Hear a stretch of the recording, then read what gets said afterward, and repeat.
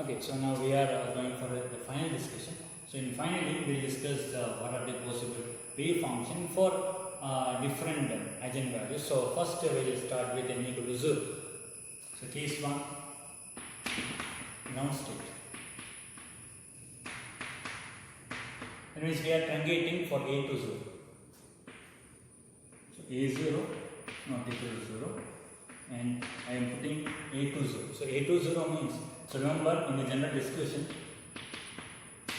we have truncated an plus 2. So if you put a to 0 means the n value is 0.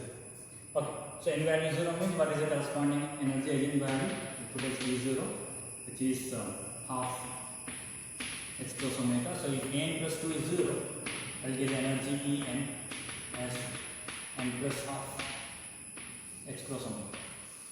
If you put n plus 2 is 0, I have got the energy En which is n plus half h plus omega. Okay, so E0 for A2 equal to 0 means A0 plus 2 equal to 0, which is, so therefore the corresponding energy E0 is half h plus omega. Okay, now since A2 is 0 and A0 is non-zero, if A0 is non-zero, then obviously your A1, A3, A5 etc. must be 0 because this would be an even function. So obviously A1, A3, A5 etc. must be 0. So then we got f of theta. We have only one term, this is just A0, and the wave function u0 of theta, I put n equal to 0, u0 of theta, again that is A0 e raised to minus theta square by 2. I can plot this graph. The graph between u0 of theta and theta. This will be maximum for theta equal to 0 and thereafter it decreases exponentially. Okay. So what it shows? So this shows the variation of wave function for the ground state. Okay, and the wave function is directly connected to the probability density. So the wave function is maxima at theta equal to 0, and theta equal to 0 is, this implies that x equal to 0, which is the stable equilibrium point. So that means the probability is maxima, the probability of finding the harmonic oscillator is maxima around the equilibrium point. That is not the case for classical oscillator. Because of classical oscillator, it will oscillate about the equilibrium position. So this is the equilibrium position here. But at the equilibrium position, it will move with the maximum speed.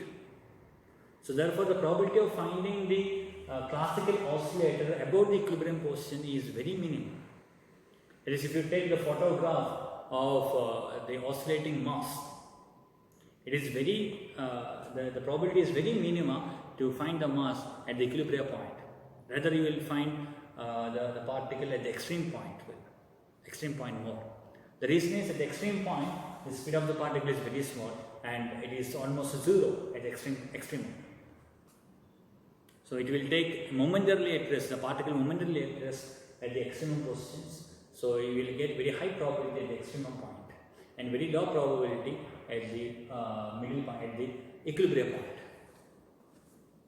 However, when you are going to the quantum physics, if you consider harmonic oscillator in the ground state, it has very high probability and to find the particle at the equilibrium point. So this is just opposite, and exactly opposite to the classical behavior.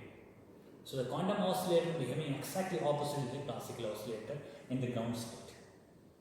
Now you can look at what about the first excited state, and then for the case 2. First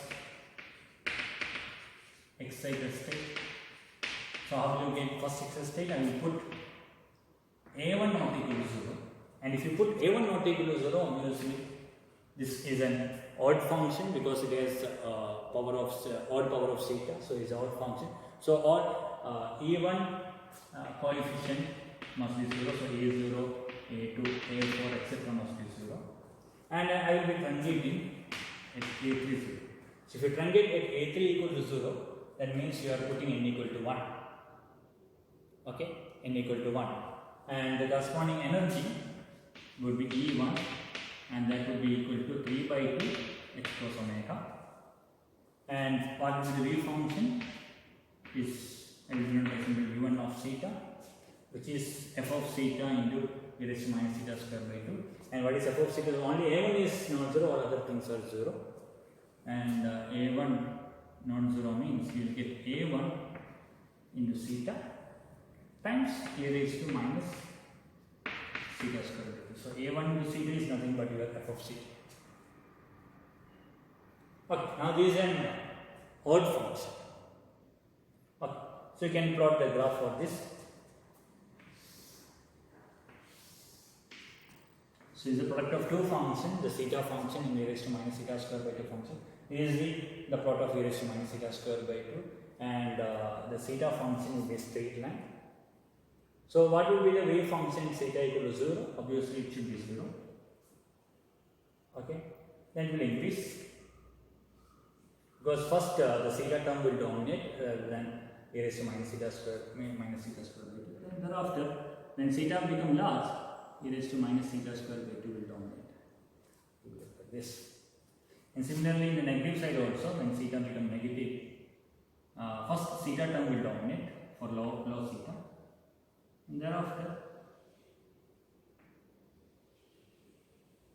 e raised to minus theta square by 2 will dominate. Okay, so we will get a note here. So if theta equal to 0, at theta equal to 0, the wave function is 0. The wave function itself 0 means there is no probability at all to find the particle at the equilibrium point. Okay, so this is remarkable. So when you are in the ground state, this is the pattern. In the first excess state, the wave function completely differs, the pattern completely differs, the property completely differs. So it has the maxima at 2 points. One is at positive theta and the other is negative theta. Okay, but there is no probability to find the particle at the equilibrium point. So in between, we cannot find the particle in between. Okay, so if you look at this classical comparison, it is according to the first excess state, you cannot find the particle at the middle. So how many times you take the photograph, you will never find the particle at the middle point. That is what it says. Okay, so if that spin mass system acts as a quantum oscillator in the first excess state, and if you take the picture many times, you never get a picture showing that the mass situated at the equilibrium point. That's remarkable. Okay, so when you are going from n equal to 0 to n equal to 1, we will get a point with a 0 wave function. So that point we can put a node. So it has a single node.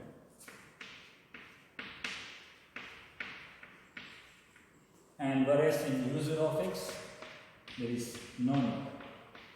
Okay, there is no point with the wave function 0. Okay, this also is extend the effect. Second excited state. The second excited state we put by keeping a4 0 and a0 non-zero and a2 non-zero. And since a0 and a2 are non-zero, all odd functions, all odd terms must be 0. Okay, so I can write my energy. So the energy would be E2, and that would become 5 by 2 x cos omega. And there is some relation between A0 and A2. I can find A2 by finding A2 is equal to from the general expression. Okay, we have not written here. The general expression is Am plus 2 equal to 2m plus 1 minus epsilon n plus 1 into m plus 2, where epsilon n is n plus 1 or 2n plus 1. Epsilon n is 2n plus 1. So then what would happen is that 2n or a2 would be equal to a2 means m equal to 0. So this would be 1 minus epsilon n, and you have to put n equal to 0. So n equal to 2 will become 5, m minus 5 divided by m equal to 0 become 2 in the A0, and it will be minus 2 A0. So therefore f of theta would be A0 plus A2 q theta square, and A2 is minus 2A0, so it will be A0 will be 1 minus 2 theta square. Okay, so then u3 of theta, so u3 of theta would be A0 1 minus 2 theta square e raised to minus theta square by 2. So this will be the complete wave function. Now if you plot this graph,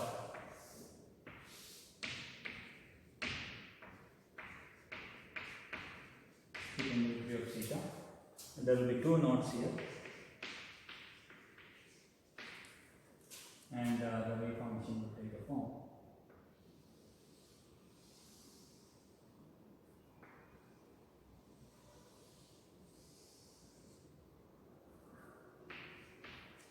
This will be the form of wave function. So again, now the probability comes, the probability to find the particle at the equilibrium is non-zero. It has some value. But in between there are certain points with zero probability. It's very low probability. Okay, so this is for the second exit state. Now, the none of the state, whether the ground state or the first exit state and second exit state, is not according to the simple harmonic, the classical oscillator. So it is not showing any characteristics. All these three states are not showing any characteristics of classical oscillator. But you can find that if you increase the quantum number, to very high value, then the situation changes. If n become very large, then the wave function form is different. Okay, so what I will show here, for very large n,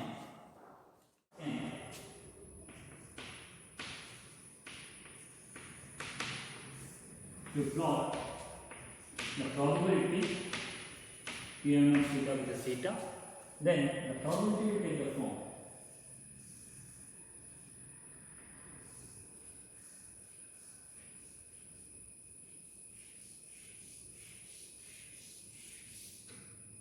like this kind of pattern.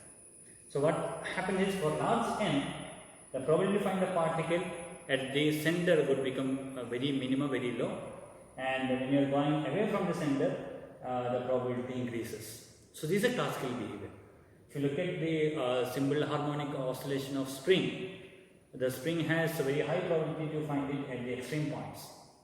Okay, so that is what is happening here, and this will happen for quantum oscillator as well for very large n. So that means your quantum system may behave classically if the quantum number is very large. And this is enunciated by a principle called Bohr's correspondence principle.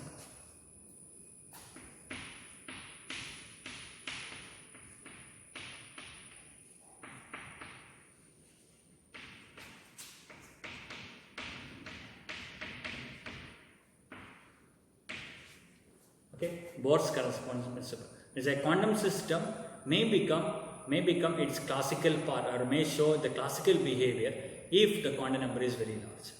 Okay, so that's it. So we have a very lengthy discussion of harmonic oscillator using Schrodinger picture.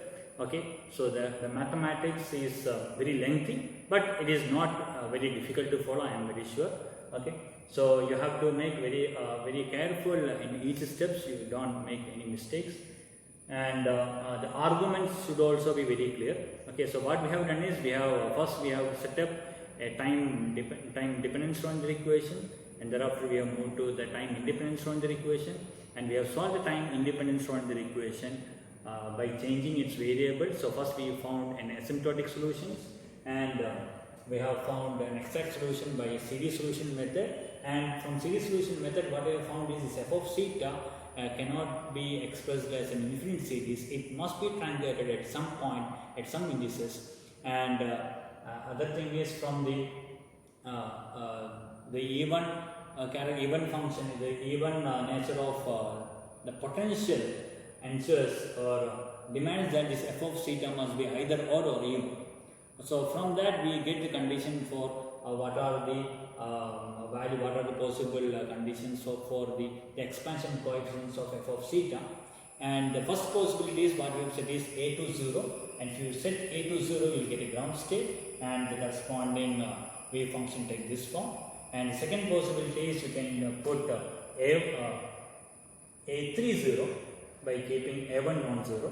Okay, so if you keep a1 non-zero, all other even terms, even coefficient become 0, because it cannot be both odd term and even term cannot exist together. So if odd term is non-zero, then even term must be 0. Okay, so from that we have got another wave function. This wave function is entirely different from that. This characteristic, this nature is entirely different from the ground state. Okay, and we have moved to the next picture, the next wave function for by keeping a for 0. Okay, and that behavior is also different from the first. One of this wave function does not follow the classical nature, so that is the one thing. Okay, and one more point, one point you can make note that when you are going to the excited state, the number of nodes increases in the wave function. If you look at the ground state, there is no node at all. There is no point which 0 wave function or 0 value for the wave function. But when you are going to the first state, there is one point with 0 wave function, and for the second excited state, you have 2 points with 0 wave function. There are 2 nodes. Okay, so that means by just counting the number of nodes in the wave function of harmonic oscillator, we can find out in which state it is at present. So that is a remarkable point that you can note down, because you can solve the some problem without having much knowledge of the mathematics. Okay, so that's one thing. Okay, and another remarkable point is, even though all the lower energy states are not following the classical oscillation, but when you are increasing the the quantum number, the problem, the quantum oscillator is showing like classical behavior. So that is a remarkable, the Bohr's correspondence principle. Okay, so with this we have completed the discussion of the harmonic oscillator. Okay, and in the next class we will do the same problem but in entirely different approach, and that approach is called the Heisenberg approach, or the algebraic method, or the matrix method, or so on. There are many names for it. Okay, so anyhow, in short, it is called the Heisenberg picture. So we'll try to solve the same problem, the Heisenberg picture, and we'll show that we'll get the entirely same result using the Heisenberg picture as well. Okay, so thank you for the time being, and we will see in the next class with the Heisenberg picture for solving the harmonic oscillator problem. Thank you.